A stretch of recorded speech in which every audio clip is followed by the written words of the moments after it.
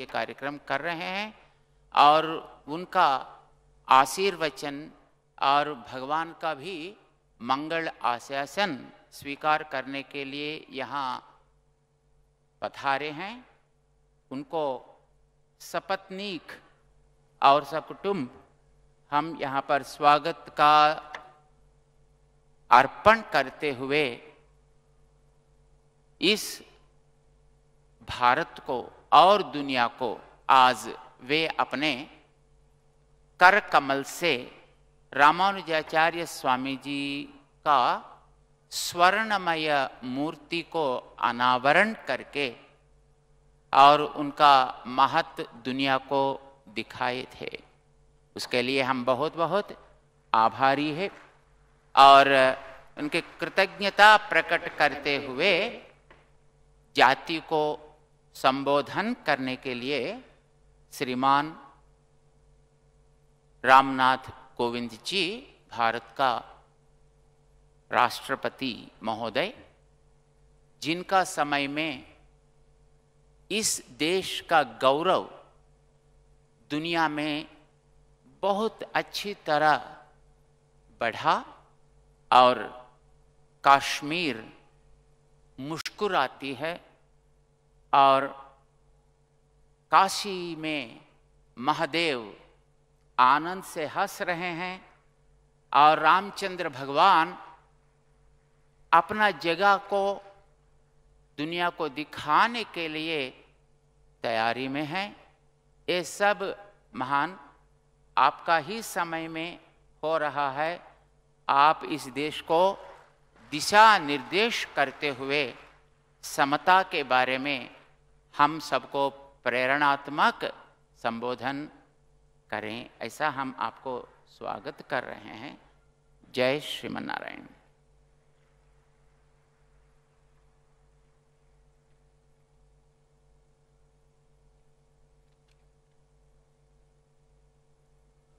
Jai Sriman Narayana, Dasoham Swamiji. Now I request Sri Ramanuja Sahasrabdi Trust dignitaries, Dr. Rameshwar Rao ji, Sri G.V. Bhaskar Rao ji, and Lakshmi Narasimha Rao ji to honor the President of India, the First Lady of the nation. હવે આપણે statue of ઇક્વાલિટીથી આ સીધા દ્રશ્યો અત્યારે બતાવી રહ્યા છે કે જે અત્યારે રાષ્ટ્રપતિ રામનાથ કોવિંદ પહોંચ્યા છે।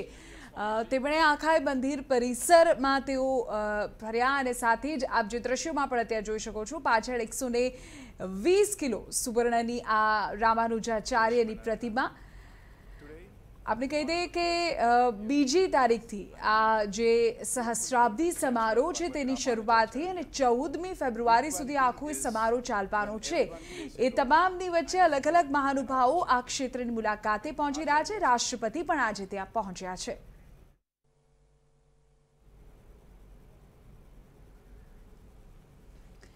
અમે આપને આ સ્ટેચ્યુ ઓફ ઇક્વાલિટીથી દ્રશ્ય બતાવી રહ્યા છે કે જ્યાં રાષ્ટ્રપતિ રામનાથ કોવિંદની સાથે અન્ય જે મહાનુભાવો પણ હાજર રહ્યા છે તેમનું ખાસ વિશેષ સ્વાગત અત્યારે ત્યાં કરવામાં આવી રહ્યું છે।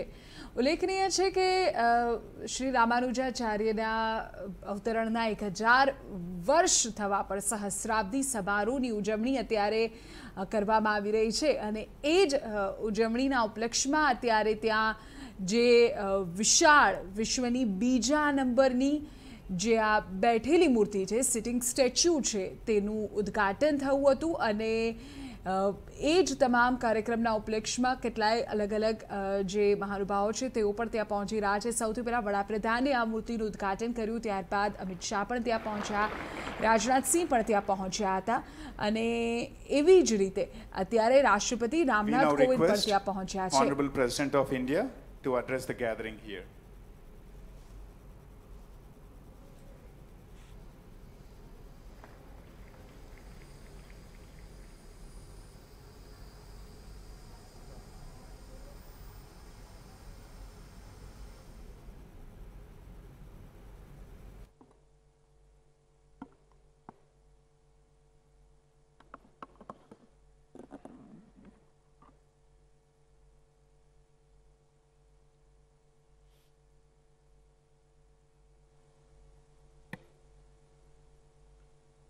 इस समारोह में प्रमुख रूप से उपस्थित तेलंगाना की राज्यपाल doctor Tamilisai Soundararajan ji, minister of fisheries T Srinivas Yadav ji, इस पूरे कार्यक्रम और एक जिन्होंने इस देश में श्री रामानुजाचार्य की भव्य प्रतिमा के लोकार्पण स्थापना करके जो देश में इतिहास रचा है, ऐसे श्री श्री जीयर स्वामी जी,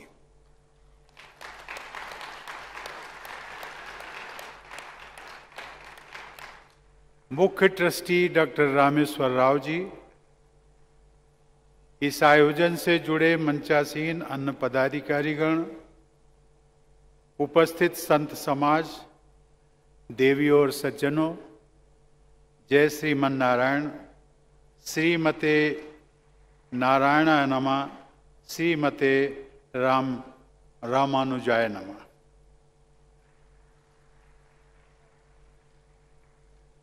भारत के गौरवशाली इतिहास में भक्ति और समता के सबसे महान ध्वजवाहक भगवत रामानुजाचार्य की सहस्त्राब्दी समारोह के शुभ अवसर पर मैं सभी देशवासियों, विशेषकर श्री रामानुज के श्रद्धालुओं को हार्दिक बधाई देता हूं।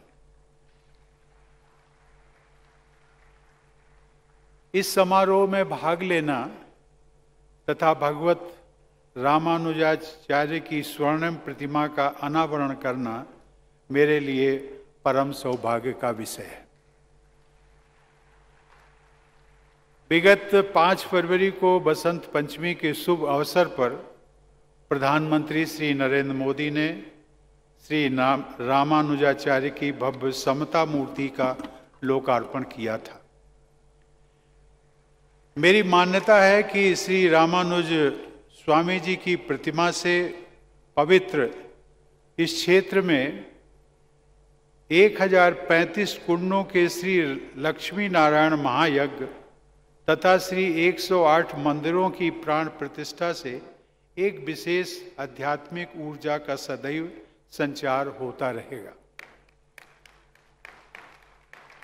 यह एक दैवी संयोग है कि इस क्षेत्र का नाम भी श्री रामनगर है। ये कहा जा सकता है कि ये स्थल भक्ति भूमि है, समता भूमि है, विशिष्टाद्वैत दर्शन की भूमि है तथा ये भारत की संस्कार भूमि है।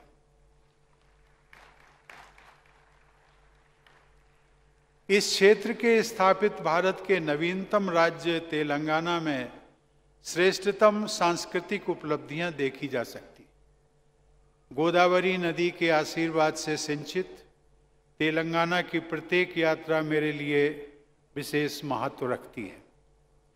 लेकिन आज की इस यात्रा के दौरान मुझे देश की आध्यात्मिक व सामाजिक परंपरा के एक महान अध्याय से जुड़ने का सौभाग्य प्राप्त हुआ है। भूयश्च शरदः शतात् अर्थात 100 वर्ष से भी अधिक आयु तक सक्रिय रहने का शुभ संकल्प श्री रामानुज के जीवन में सार्थक हुआ था। 100 वर्षों से भी अधिक अपनी लंबी जीवन यात्रा के दौरान स्वामी जी ने भारत के आध्यात्मिक और सामाजिक स्वरूप को वैभव प्रदान किया। लोगों में भक्ति और समानता का संदेश प्रसारित करने के लिए श्री रामानुजाचार्य ने स्वयं श्रीरंगम, कांचीपुरम, तिरुपति, सिंहाचलम, आंध्र प्रदेश के अन्य क्षेत्रों, जगन्नाथपुरी, बद्रीनाथ, नैमिषारण, द्वारका, प्रयाग, मथुरा, अयोध्या, गया, पुष्कर और नेपाल में मुक्तिनाथ तक की यात्रा की।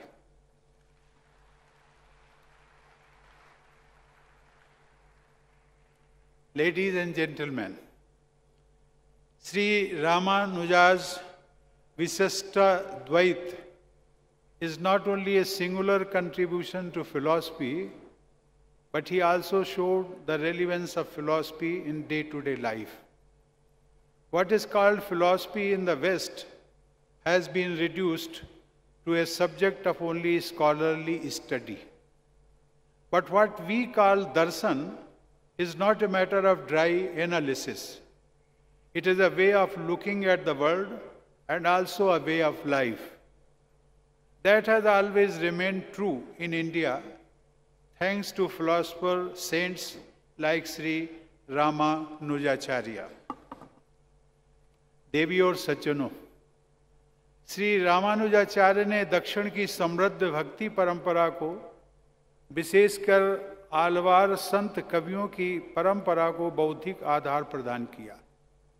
जैसा कि सर्वविदित है, अधिकांश आलवार संत पिछड़ी जातियों में जन्मे थे। श्री रामानुजाचार्य ने तथाकथित अछूत जाति के तिरुप्पन आलवार जैसे संतों की रचनाओं को वैष्णवों के वेद के रूप में सम्मानित किया। तथाकथित पिछड़ी जातियों के लोगों के लिए वैष्णव धर्म के द्वार खोलने का कार्य श्री रामानुजाचार्य ने ही किया।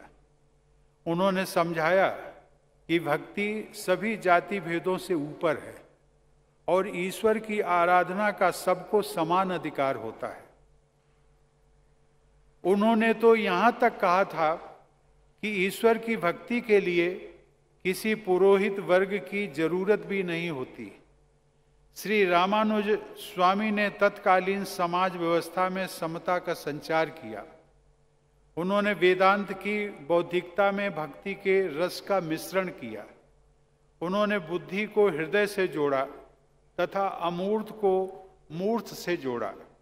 उन्होंने सब कुछ छोड़कर ईश्वर की शरण में जाने की भावना को उत्पन्न करने की शिक्षा दी और इस भक्ति भाव को प्रपत्ति का नाम दिया। उन्होंने भक्ति द्वारा मुक्ति का मार्ग दिखाया। Ladies and gentlemen, saint poets and philosophers like Sri Ramanujacharya have created and nurtured India's cultural identity, cultural continuity and cultural unity. They have built the concept of a nation based on cultural values. This culture-based concept of nation is different from how it is defined in the Western thought. References to the Bhakti tradition that united India in a single thread centuries ago are found in the Puranas. This tradition can be seen in the form of the Bhakti sects inspired by Sri Ramanujacharya, which had spread from Sri Rangam and Kanchipuram in Tamil Nadu to Varanasi in Uttar Pradesh.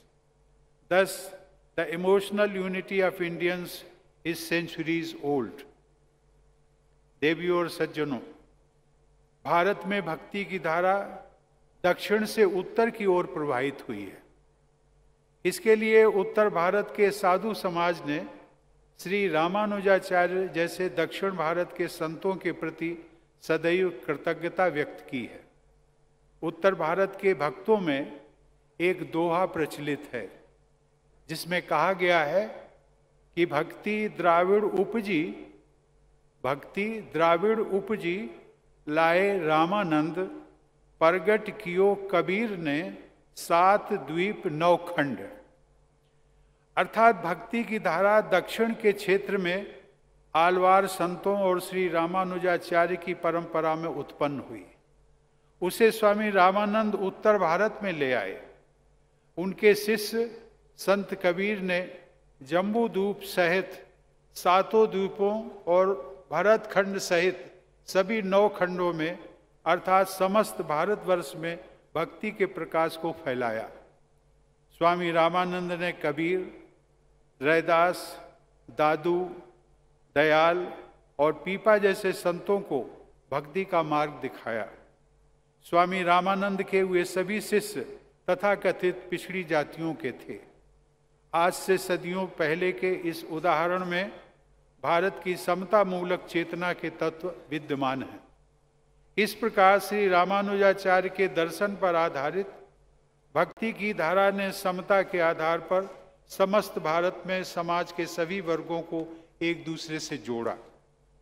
हमारी परंपरा में समता के भाव को ही ज्ञान का मुख्य तत्व माना गया है।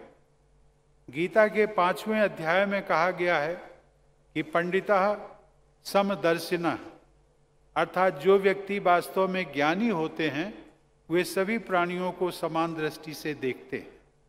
समदर्शी होना ही श्री रामानुजाचार्य की सबसे बड़ी विशेषता थी।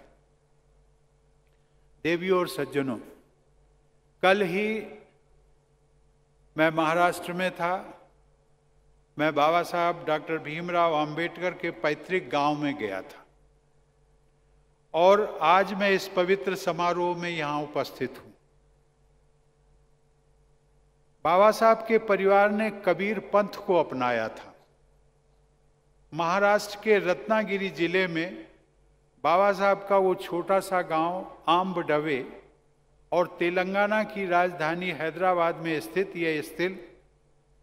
यह स्थल श्री रामनगर श्री रामानुजाचार्य और संत कबीर की परंपराओं से जुड़े हुए हैं। समता पर आधारित भक्ति के आदर्श का स्मरण कराने वाले ये दोनों स्थान मेरे लिए पवित्र तीर्थ स्थल ही हैं। Ladies and gentlemen, Baba Saheb Dr. Bhimrao Ambedkar, the main architect of our Constitution, who stood for social justice, had clearly stated that the fundamental constitutional ideals of our modern republic are based on the cultural heritage of India.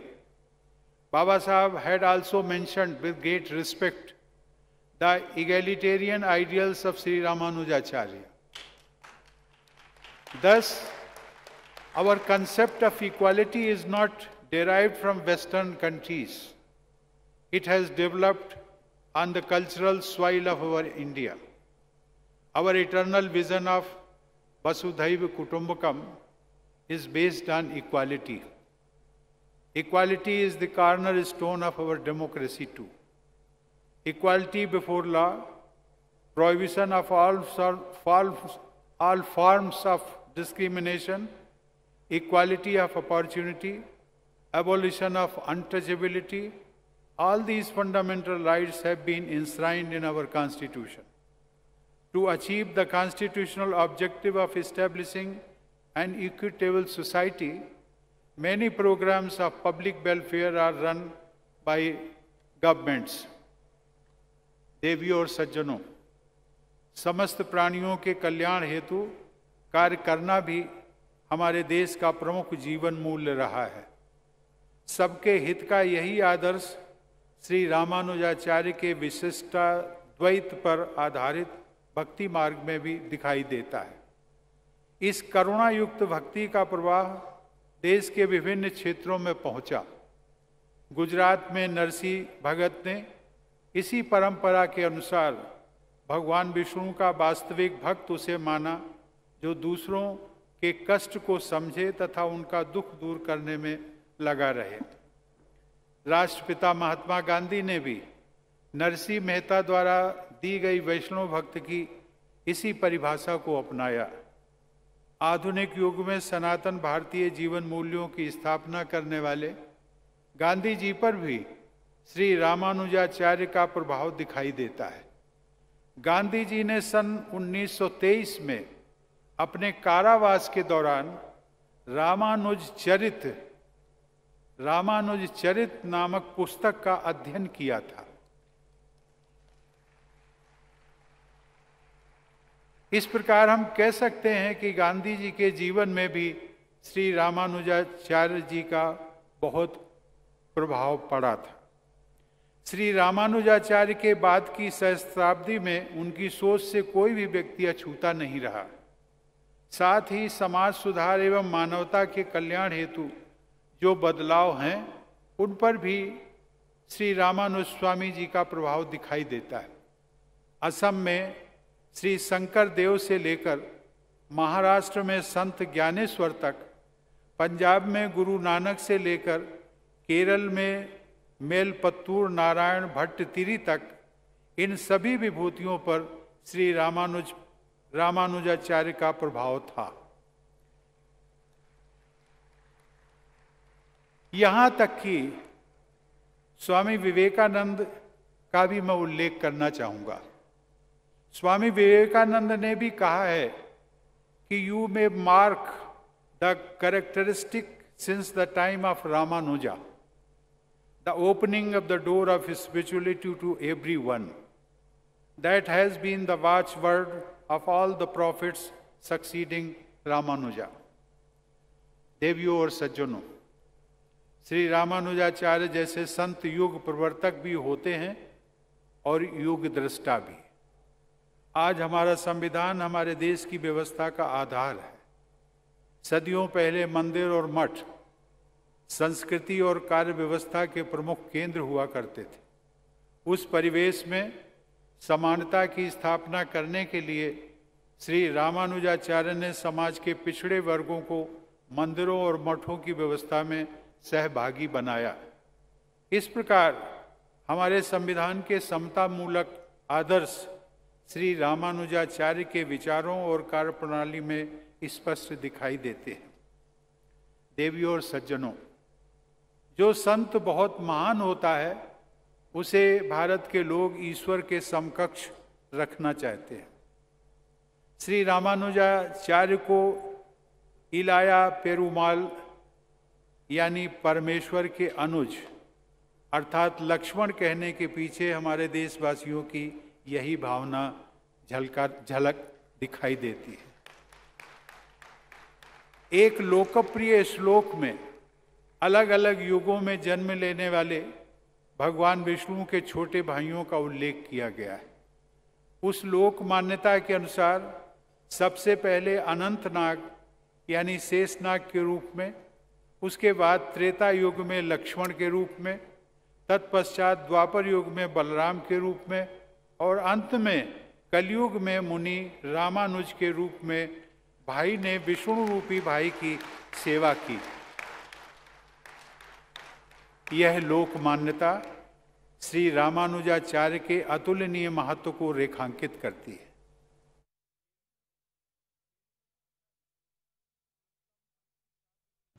प्रस्तुत करता wonder मसाला।